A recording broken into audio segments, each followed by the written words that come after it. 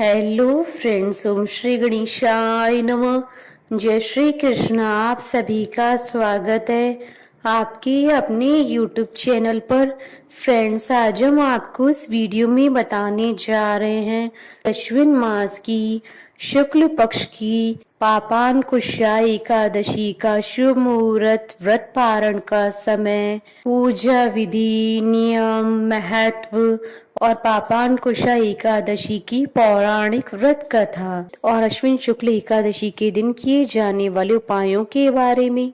Friends, video शुरू करने से पहले आपसे रिक्वेस्ट है, अगर आप हमारी चैनल पर नए हैं और आपने अभी तक चैनल को सब्सक्राइब नहीं किया है तो प्लीज सब्सक्राइब कीजिएगा चैनल को, साथ ही प्रेस कीजिएगा बेल आइकन को, जिससे नए वीडियो से रिलेटेड नोटिफिकेशन आपको तुरंत प्राप्त हो सके। और वीडियो पसंद आने पर वीडियो को लाइक और शेयर जरूर कीजिएगा ताकि सभी भक्तों को इस वीडियो का लाभ प्राप्त हो सके। और कमेंट बॉक्स में जय श्री कृष्णा जरूर लिखिएगा। हिंदू पंचांग के अनुसार प्रत्येक माह में 2 एकादशी तिथि आती है, एक शुक्ल पक्ष में तो दूसरी कृष्ण पक्ष में। प्रत्येक एकादशी तिथि भगवान श्री हरि विष्णु जी को समर्पित होती है। इस दिन भगवान विष्णु जी का पूजन नियम पूर्वक व्रत करना चाहिए। सनातन धर्म में एकादशी व्रत को सभी व्रतों में श्रेष्ठ माना गया है। अश्विन मास में शुक्ल पक्ष में पड़ने वाली एकादशी को पापांकुशा एकादशी के नाम से जाना जाता है। मान्यताओं के अनुसार इस व्रत को करने से पापों का प्रायश्चित होता है और व्यक्ति इस लोक के सुखों को भोगते हुए मोक्ष को प्राप्त करता है। वर्ष में पड़ने वाली सभी 12 एकादशी तिथियों का अलग अलग महत्व होता है। मान्यता है कि पापांकुशा एकादशी का व्रत नियम और निष्ठा के साथ करने से मन पवित्र होता है, मनुष्य में सद्गुणों का समावेश होता है। इस एकादशी के व्रत से पापों का प्रायश्चित होता है और व्यक्ति को मोक्ष की प्राप्ति होती है। धार्मिक मान्यताओं के अनुसार इस व्रत को करने से कठोर तप के समान फल की प्राप्ति होती है। इस दिन मौन रहकर भगवत गीता पढ़ने का विधान भी है। फ्रेंड्स, अब आइए जानते हैं साल 2024 की पापांकुशा एकादशी के शुभ मुहूर्त के बारे में। हिंदू पंचांग के अनुसार साल 2024 में पापांकुशा एकादशी का व्रत 13 व 14 अक्टूबर रविवार और सोमवार के दिन रखा जाएगा। 13 अक्टूबर 2024 को पापांकुशा एकादशी गृहस्थ व्रत रखा जाएगा और 14 अक्टूबर 2024 सोमवार के दिन पापांकुशा एकादशी गौण व्रत रखा जाएगा, जिसे वैष्णव लोग रखते हैं। अश्विन शुक्ल एकादशी तिथि प्रारंभ होगी 13 अक्टूबर 2024 को सुबह 9:08 पर और अश्विन शुक्ल एकादशी तिथि का समापन होगा 14 अक्टूबर 2024 को सुबह 6:41 पर। पापांकुशा एकादशी गृहस्थ व्रत पारण का समय रहेगा 14 अक्टूबर 2024 को दोपहर 1:22 से दोपहर 3:41 तक और पापांकुशा वैष्णव एकादशी व्रत के पारण का समय रहेगा 15 अक्टूबर 2024 को सुबह 6:26 से सुबह 8:45 तक। इस दिन रवि योग पूरे ही दिन बना रहेगा। फ्रेंड्स, अब आइए जानते हैं पापांकुशा एकादशी की व्रत की विधि के बारे में। इस व्रत का पालन दशमी तिथि के दिन से ही करना चाहिए। दशमी तिथि पर 7 धान्य अर्थात गेहूं, उड़द, मूंग, चना, जौ, चावल और मसूर की दाल नहीं खानी चाहिए, क्योंकि इन 7 धान्यों की पूजा एकादशी तिथि के दिन की जाती है।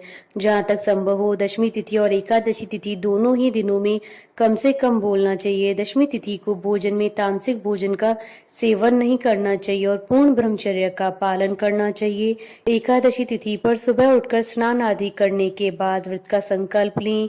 संकल्प अपनी शक्ति के अनुसार ही लेना चाहिए, यानी एक समय फलाहार या फिर बिना भोजन का संकल्प लेने के बाद घट की स्थापना की जाती है और उसके ऊपर भगवान श्री विष्णु जी की मूर्ति रखें। भगवान विष्णु जी का तुलसी दल, फल फूल, नैवेद्य आदि से पूजन करें। उसके पश्चात एकादशी व्रत कथा सुने या पढ़ें। इस व्रत को करने वाले व्यक्ति को विष्णु सहस्त्र नाम का पाठ करना चाहिए। रात्रि में जागरण करें। अगले दिन द्वादशी तिथि के दिन सुबह उठकर स्नान आदि से निवृत्त होकर भगवान विष्णु जी का पूजन कर ब्राह्मणों को अन्न का दान कर दक्षिणा देने के बाद व्रत का पारण करें। फ्रेंड्स, अब आइए जानते हैं पापांकुशा एकादशी के दिन किए जाने वाले उपायों के बारे में। यदि आपका पैसा कहीं फंसा हुआ है तो एकादशी के दिन भगवान विष्णु जी के आगे घी का दीपक जलाकर पूर्व दिशा की ओर मुख करके गीता के 11वें अध्याय का पाठ करें। सेहत से जुड़ी परेशानियों को दूर करने के लिए इस दिन ऋतुफल को जगत के पालनहार को अर्पित करना चाहिए। एकादशी के दिन भगवान विष्णु और माता लक्ष्मी को सौंफ अर्पित करें। यह उपाय आपको व्यापार में तरक्की कराएगा। एकादशी के दिन गरीब और असहाय लोगों को भोजन कराना चाहिए, साथ ही उन्हें दान दक्षिणा देनी चाहिए। ऐसा करने से आपके जीवन में सुख समृद्धि का आगमन होगा। एकादशी के दिन दूध से निर्मित खीर में तुलसी डालकर भगवान विष्णु जी को चढ़ाएं। यह उपाय आपके वैवाहिक जीवन को सुखद बना देगा। फ्रेंड्स, अब आइए प्रारंभ करें पापानकुशा एकादशी की पौराणिक व्रत कथा। अर्जुन ने कहा, हे जगदीश्वर, अश्विन माह की शुक्ल पक्ष की एकादशी का क्या नाम है? इस व्रत को करने से कौन से फलों की प्राप्ति होती है? कृपया यह सब विधान पूर्वक कहिए। भगवान श्री कृष्ण जी ने कहा, हे कुंती नंदन, अश्विन मास की शुक्ल पक्ष की एकादशी का नाम पापानकुशा है। इसका व्रत करने से सभी पाप नष्ट हो जाते हैं तथा व्रत करने वाला अक्षय पुण्य का भागी होता है।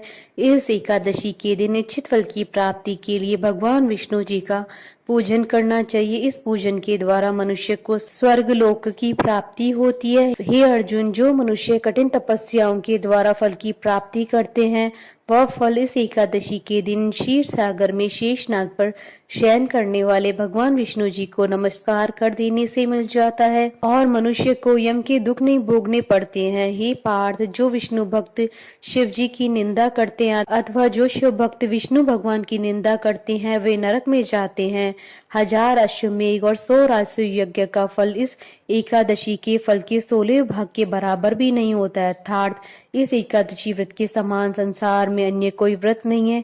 इस एकादशी के समान विश्व में पवित्र तिथि नहीं है। जो मनुष्य एकादशी का व्रत नहीं करते हैं, वह सदा पापों से घिरे रहते हैं। जो मनुष्य केवल इस एकादशी का भी उपवास करता है तो उसे यम के दर्शन नहीं होते हैं। इस एकादशी के व्रत को करने से मनुष्य को निरोगी काया तथा सुंदर नारी और धन धान्य की प्राप्ति होती है और अंत में वह स्वर्ग को जाता है। जो मनुष्य इस एकादशी के व्रत में जागरण करते हैं, उन्हें स्वयं ही स्वर्ग की प्राप्ति होती है। इस एकादशी के व्रत को करने वाले मनुष्य के मातृ पक्ष के 10 पुरुष, पितृ पक्ष के 10 पुरुष और स्त्री पक्ष के 10 पुरुष भगवान विष्णु का रूप धरकर वह सुंदर आभूषणों से परिपूर्ण होकर विष्णु लोक को जाते हैं। जो मनुष्य अश्विन मास की शुक्ल पक्ष की पापानकुशा एकादशी का विधान पूर्वक उपवास करते हैं, उन्हें विष्णु लोक की प्राप्ति होती है। जो मनुष्य एकादशी के दिन भूमि, गो, अन्न, जल, खड़ाऊ वस्त्र, छत्र आदि दान करते हैं, उन्हें यम के दर्शन नहीं होते हैं। दरिद्र मनुष्य को भी यथाशक्ति कुछ दान देकर पुण्य अवश्य अर्जित करना चाहिए। जो मनुष्य तालाब, बगीचा, धर्मशाला, प्याऊ आदि बनवाते हैं, उन्हें नरक के कष्ट नहीं भोगने पड़ते हैं। वह मनुष्य इस लोक में निरोगी, दीर्घायु वाले पुत्र तथा धन धान्य से परिपूर्ण होकर सुख भोगते हैं। अंत में स्वर्ग लोक को जाते हैं। भगवान श्री हरि की कृपा से उनकी दुर्गति नहीं होती है। भगवान श्री कृष्ण ने कहा, हे कुंती नंदन, अब मैं पापानकुशा एकादशी की कथा का वर्णन करने जा रहा हूँ। ध्यान पूर्वक सुनो। प्राचीन समय में विंध्य पर्वत पर क्रोधन नामक एक बहेलिया रहता था। वह बड़ा क्रूर था। उसका सारा जीवन हिंसा, लूटपाट, मद्यपान और गलत संगति, पाप कर्मों में बीता। जब उसका अंतिम समय आया तब यमराज के दूत बहेलियों को लेने आए और यमदूत ने बहेलिये से कहा कि कल तुम्हारे जीवन का अंतिम दिन है, हम तुम्हें कल लेने आएंगे। यह बात सुनकर बहेलिया बहुत भयभीत हो गया और महर्षि अंगीरा के आश्रम में पहुंचा और महर्षि अंगीरा के चरणों पर गिरकर प्रार्थना करने लगा, हे ऋषिवर, मैंने जीवन भर पाप कर्म ही किए हैं। कृपा कर मुझे कोई ऐसा उपाय बताइए जिससे मेरे सारे पाप नष्ट हो जाएं और मोक्ष की प्राप्ति हो जाए। उसके निवेदन पर महर्षि अंगीरा ने उसे अश्विन मास की शुक्ल पक्ष की पापानकुशा एकादशी का विधि पूर्वक व्रत करने को कहा। महर्षि अंगीरा के कहे अनुसार उस बहेलिये ने यह व्रत किया और किए गए सारे पापों से छुटकारा पा लिया। इस व्रत के पूजन के बल से भगवान की कृपा से वह विष्णु लोक को गया। जब यमराज के यमदूत ने इस चमत्कार को देखा तो वह बहेलिये को बिना लिए ही यमलोक में लौट गए। कथा सार, मनुष्य को पापों से बचने का दृढ़ संकल्प करना चाहिए। यूं तो भगवान विष्णु का ध्यान स्मरण किसी भी रूप में सुखदायक और पाप नाशक है, परंतु एकादशी के दिन प्रभु का स्मरण कीर्तन सभी कलेशों व पापों का शमन कर देता है। बोलिए भगवान विष्णु जी की जय, सनातन धर्म की जय। हमारे साथ इस वीडियो में अंत तक बने रहने के लिए आपका धन्यवाद। ओम श्री गणेशाय नमः। जय श्री कृष्णा।